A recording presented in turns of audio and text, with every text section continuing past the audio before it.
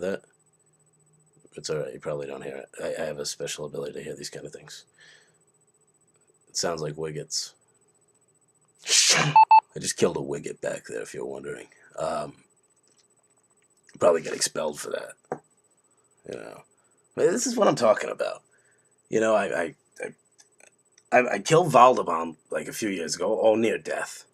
I fight him off, and you know, it's like, oh, Harry Potter, he's so cool for like 10 seconds, and then I'm back in the doghouse again with Dumbledore.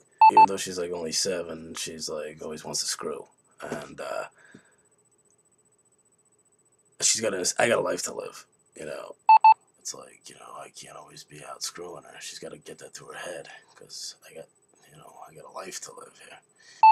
Another thing that's been killing me is this whole Voldemort nonsense, because I had already fought him off a few years back, and of course he's going to come back. I mean, that's to be expected. But when the dark tides start rising and the underworld lord is you can feel his presence. Everyone's like, oh no, don't say that name. Voldy's not coming back. You know, Voldy would never come back. It was clear from the get-go he was coming back, okay? All right, just because he, you know, what would make you think he's not coming back? I did not kill him, okay? I sent him off back to his galaxy. I'm not going to kill the guy, all right? I was friends with his dad. This is pissing me off. You already know I didn't kill him. Now, granted, if he makes another attack at the school, I'm going to take him out, you know? But I'm not gonna precipitate this, you know? Where was I? Right, Vodafone. So yeah, basically I take this guy out, pretty much, and you know, I'm the talk of the town for 10 seconds. And then it's like, oh, you're just a kid, you can't do your magic, and this and that, you know, I do a little freaking Wiggett spell, a little copy DM, next thing you know, I'm getting expulsion papers. You know, and it's not cute anymore, you know? It's like you forget who your friends are, and you know, Vodafone's planning another rise up, and you expect me to be there at the front end of it again. But where were you for me when I needed you? You know, it's BS. I'm not gonna deal with it anymore. I'm tired of it. But she always wants to screw, so I'm kind of a pickle. But don't say his name, Voldemort. Shut up. Who cares? He's an idiot. I don't know what's worse, Dumbledore or Voldemort.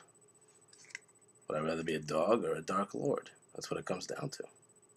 Can't always be out screwing this girl just because she's 9 and she's in a movie. Hey guys, it's me, Harry Potter. Took my glasses off if you're getting thrown off. Dumbledore's a good doggy. He's a good doggy, Dumbledore. Dumbledore. A lot of people ask me that because it's like, how did you take on Voldemort if you were only 8? And it's like, you know, it's not all about age. You know, I came packed with a lot of spells. When I was born, I had the intuition for this kind of stuff, so a lot of people want to know, like, well, how do you take on Voldemort? I mean, how do you compare with this guy's, you know, he knows so much stuff, and it's, you know, it's a mind game. Basically, he came at me with the 3 fingernail routine, shooting the laser beams. I'm like, what are you going to do? You know, come at me with something like that? You know I'm going to be able to deflect that. I just threw out the palm ray, I did a little sting, and the rays went back into him. And he's wondering, oh, how'd you know how to do the palm ray? Well, I know you're going to do the fingernail 3. So it's like, I'm ready for that. I knew he was going to pull the palm thrust from behind. So I said in my mind that if he does the palm thrust within the next 10 seconds, I'll do a white incineration line around him with a pack of mules. And so that hit him pretty hard. That didn't send him off to the grave itself. No, of course not.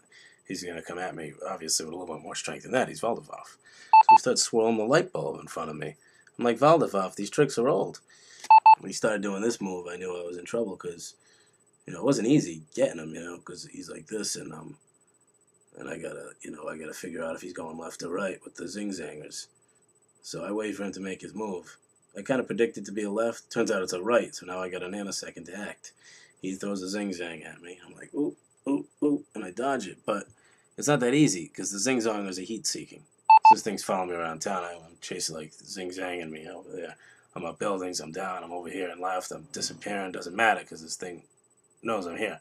So I realized right then and there that I have to actually demolish the zing-zang itself. I can't just run forever.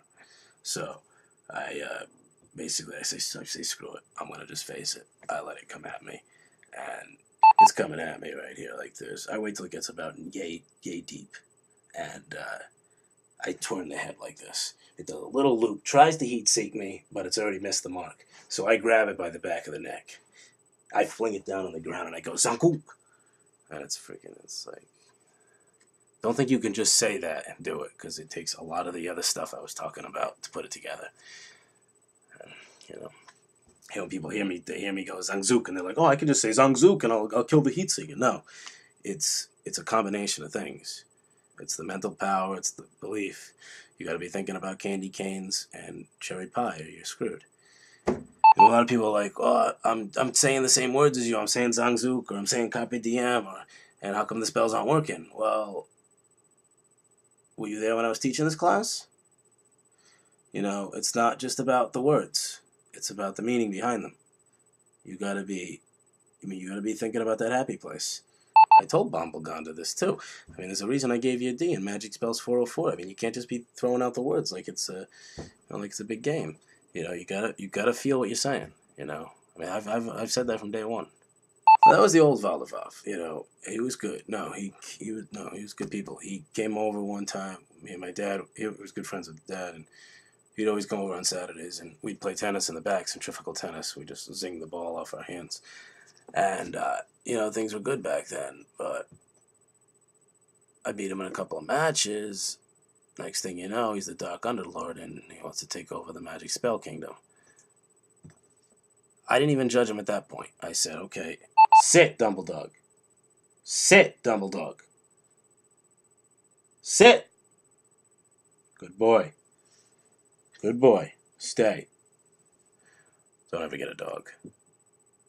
Then Voldemort starts doing the two-fingered cartwheel with the fingers. He's doing a spin cycle like this, and I'm over here like, I mean, I was with Voldy in the beginning. I mean, he wanted to do a little bit of a, you know, he said all he wanted to do is take over the school and the grounds and the minister's office. And I'm like, oh, I mean, they are running a pretty crappy job, and they used to be running a tight ship, not anymore. So I'm with you. So, you know, I said, but if we're going to do this, we're going to do it my way. And that means we don't kill any of the girls, and we keep the guys in Windsockle prison for a few years, and we let them out and they can come serve us. And well, Voldy's like, no, we gotta kill everybody and this and that. I was like, forget it. So I threw out a fingernail Zinkalook at him. Kind of looks like the fingernail Zinkaloof, but it's a little different. What you do is you kind of hold 3 fingers out, about a ½ centimeter between each one, and you think about apple pie mode, and you shout. Forget it now because it's been a while.